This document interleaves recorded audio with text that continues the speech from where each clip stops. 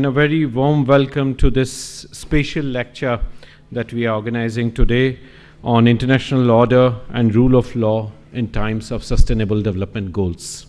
As all of you are well aware, RIS has been very closely involved in sustainable development goals related debates much before SDGs were adopted, right from 2012 onwards till the adoption of SDGs in 2015, and further on with state governments and civil society organizations in terms of further implementation and going forward. Today, we are extremely lucky to have Dr. Irene Khan with us. As all of you know, she has been contributing in this debate for many, many years. And we are equally privileged to have with us Soli Sorabji, thank you. I think the key figure who has shaped our debates and our perception on a constitution as we perceive it, and he has shaped several narratives around that area. This seminar series is in partnership with the Indian Law Institute.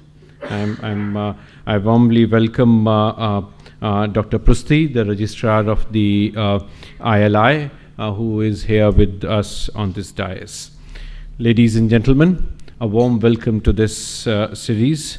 Yesterday, those of you who were with us, we discussed with Dr. R. Chidambaram the impact of science, technology, and innovation, or contribution of STI in implementation and adoption of sustainable development goals.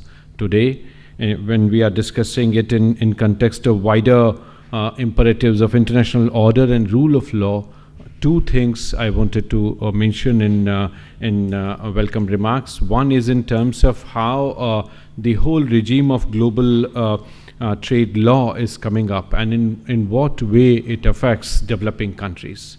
It is absolutely essential for us to understand the development imperatives of global regimes, which are getting shaped and more by law experts than by those who are in the development field. So it is not either or, but definitely it is an important interaction within the two streams of law and development which shape this order. And as I said, we are very privileged today to have Dr. Irene Khan with us. She is Director General of International Development Law Organization, IDLO. She has been Secretary General of Amnesty International and has worked for the UN High Commission for Refugees for more than 21 years. She is recipient of numerous prestigious awards and the author of the famous book, The Unheard Truth, Poverty and Human Rights. We are grateful to Mr. Soli Sorabji, who has so kindly agreed to chair this session. He is world-renowned legal authority and luminary in terms of how we look at some of the interlinkages between development and law. He was Attorney General of India. He has contributed immensely to the various aspects of legal debates associated with various facets that we would be exploring today. He was conferred Padma Vibhushan in March 2002. We also thank Dr. Prusti, the registrar of Indian Law Institute, for joining RIS in organizing this event.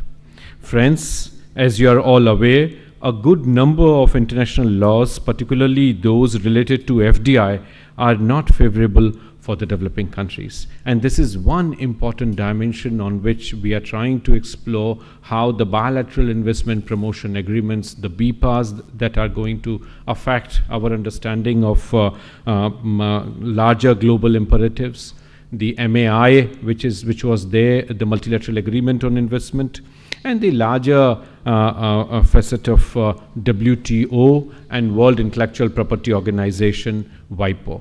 So there are several of these connects which are going to affect developing countries, both in terms of the maneuvering space they require to develop, but also the policy space that they need. The economists or the academics associated with development dimension have been trying to articulate position on performance clause that are associated with FDI or the transnational corporations governance. Instead of that, we are moving towards a legal regime which is trying to administer that. The second associated area is in terms of how we look at the very question of illicit financial flows and transfer pricing. So the regime where we require global legal experts to help developing countries, we find this imbalance. On the one side, we are not getting adequate rules, regulations in place to manage illicit financial flows, transfer pricing, tax evasion. As you know, G20 has been grappling with this question for some time. And on the other hand, as some of you are aware, India has recently amended the investment agreement, largely because we were dragged in Enron and many other cases in Singapore. So this imbalance is emerging in a major way. And then there are several other questions which also require us to see how SDG-related debate really moves on. Goal 16 is the pivot around which the idea of peace and collective economic development moves forward. So from that point of view, it's going to be extremely exciting evening. I'm very sure Dr. Erin Khan, with her rich experience, would be able to guide us, and she comes from our neighborhood. She is from Bangladesh and has been contributing in terms of how the larger participation of entities from the South, and I was so glad to learn from her that she is, through her organization, trying to promote how South-South cooperation in the legal field is hope for us to carry forward our partnership beyond your lecture today. And I'm sure RIS and IDLO would be working very closely as the world community moves forward with sustainable development goals. So without further ado, I now invite Dr. Srinivas Prastu, the Registrar of ILI, for joining me in welcoming everyone. Please, Dr. Prastu.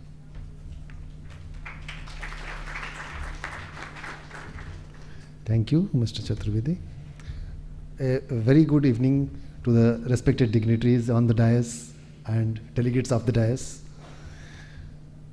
I, the Registrar of Indian Law Institute, New Delhi, welcome each of you in this program on International Order of Rule of Law in times of Sustainable Development Goals. Most importantly, the lecture will be more interesting and thought-provoking as it will be given by Ms. Irina Khan, Director General, International Development Organization, are a set of 17 global goals. The foundation of SDGs is the future we want.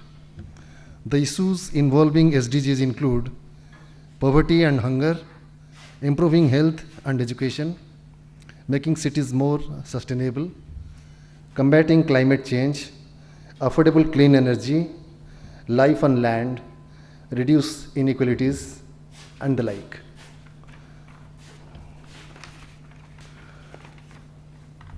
As I know I am not an authority on this topic, so I will not take much of your time. To cut the talk short, I would like to quote Mahatma Gandhi's that in this world, there is everything for a man for his need, but nothing for man's greed. In this context, it is a nice collaboration of RIS and ILI to organize a special lecture on this topic. With this, I would like to close my welcome address, looking forward to listen to Madam, who is an expert in the Sustainable Development Goals, to dwell into the complexities of the subject. Thank you.